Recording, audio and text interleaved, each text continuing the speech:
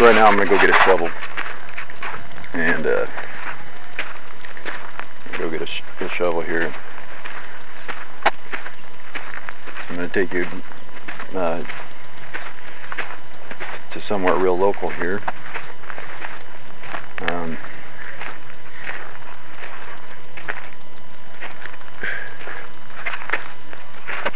I'm in Apple Valley, California. This is Dead Man's Point.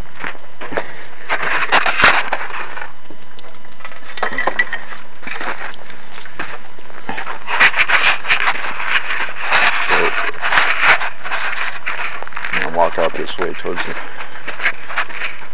path that lies in the pyramid. I find that usually has the most chippings and the most direct line of sight from Dead Man's Point, the area of significance that the men died at. So anyway, this theory I've been working on is about the message is being left in the dirt. Yeah, it's kind of turned me into an eccentric amongst men, I guess. I don't know. Penny says I should get a check from it. Well, that might be true, or it might not be, but I know what I've found. You know, you ever proceeded as if, you know, like as if you were correct, and just gone on that assumption and not swayed from that decision, and all of a sudden it starts to pan out with possibility? Well, then you get what we have here. So, anyway, right there is Dead Man's Point. It's really good. The mountains over here to the right of this, those are the mountains that if you're sitting in the you're sitting in the waxing light of the morning, right? And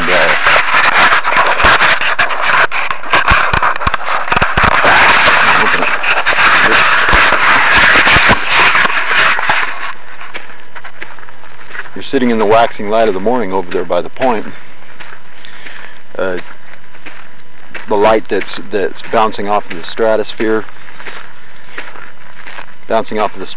and what happens is that light right there and the shadows on the mountain, they create the faces of the story of the atrocity. I'm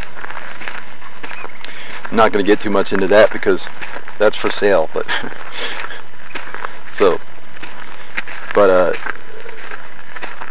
this is what I found. What's in the rock and what's in the wood, basically in the sand, are the same thing, and they all come together to make this archaic Native American puzzle. Well, how did I find this out? Well, hard one to research and study so far. I promised myself 100% when this all started, and I was down in the bottom of a 40-foot hole that I had dug myself, no shoring, or just trusting in the fact that if you want your civilization found, then you aren't going to want to kill the guy who's on the right track, as long as he doesn't sway from the course and go the way of the coyote, because this is the story of the mountain lion and the coyote. Mountain lion chief, one of his sons, the one that was his greatest promoter, and the youngster that they kept alive after the Mayans and the Aztecs came down off of the mountain and they delivered a death blow that punished everybody. So you know, you figure you practice this hunter's art anyway. Teaches your children how to be hunters, right? Well, once you've got your kids all maintaining in the ways of fractal geometry, kind of like the old teaching it to the young for who knows, tens, hundreds of thousands of years. Oh, make no mistake, there is a parental advisory on this stuff, because you have to be adult to come into the frame of mind what it takes. Sure, it's pentagrams and goats' heads and rams' heads, but the thing is I'm just hoping with how much we've grown that this sort of thing can be used for what it's actually meant to be, and that's tools to begin with. You know, and then for its aesthetic beauty, or not so beauty, or however you want to put it, it's yeah, sure, it looks like demon sculptures and stuff like that. I don't know.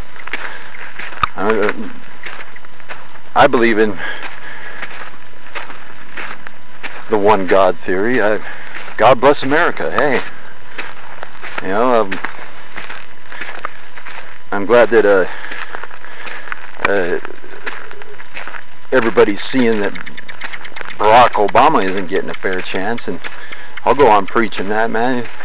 Shoot, man, we elected the guy in office. Why do we want to not give him any leeway to try and move some, you know? Oh, get him out of office, he's a bum. No, he's not. There's a light on in that man's eyes, just like there's one on in mine.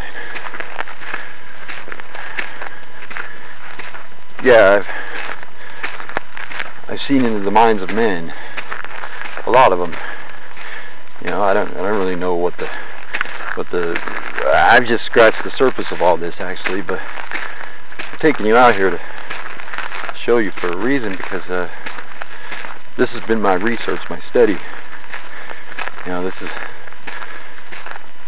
3 years of my best thinking, following their best thinking, and getting results. So we're almost there now. What I'm going to be doing is I'm going to go to the heart of the matter. And you know how they say that Moses talked to the burning bush? Well, what if Moses was a man of symbology and a man of the new way, the two-dimensional writing system of God and all that in the Bible? What if Moses practiced both ways? And that's what made him great. You know, is he was able to be a scholar of both. You know, a kind of go-between to the men that they were killing in the you know, in the name of I don't know, Joe's Diner, call it. But anyway, what if Moses wasn't talking through the burning bush, or to the burning bush, he was talking through the burning bush? Like I believe all men of old, if you were going to take every piece of writing that you ever made in your life that was worth a shit, and somebody comes along at the end of the day, because none of the art is ever complete unless there's another piece with it. It always takes at least 2 pieces, and more like 10 or 12 or 14 or something like that. I haven't put a direct count on that. We'll do that later, but this is the video I'm making because I needed to show everybody what I'm talking about now. Okay, here we are, Dead Man's Point, Apple Valley, California. Down the road from where I'm staying, over there at Engelman's. Beautiful view in the morning. Yeah, that's another thing I wanted to talk to you all about. Is right here is the Marianas Mountains, right? These Marianas Mountains right here For some reason there's a lot of dirt on them. Now every other mountain around here has rock coming out of it, but for some reason there's a lot of dirt on the very end. Now, if you look, it runs up to about right up to there,